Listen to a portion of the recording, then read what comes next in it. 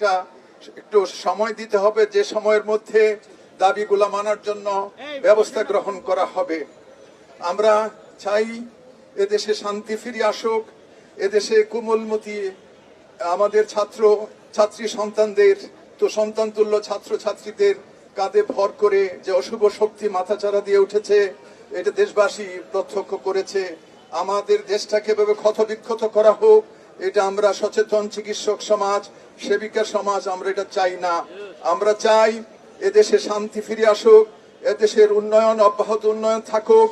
আমরা অনেক রক্তের বিনিময়ে, অনেক দাম দিয়ে বাংলাদেশকে প্রতিষ্ঠা করেছিলাম জাতির জনকের নেতৃত্বে।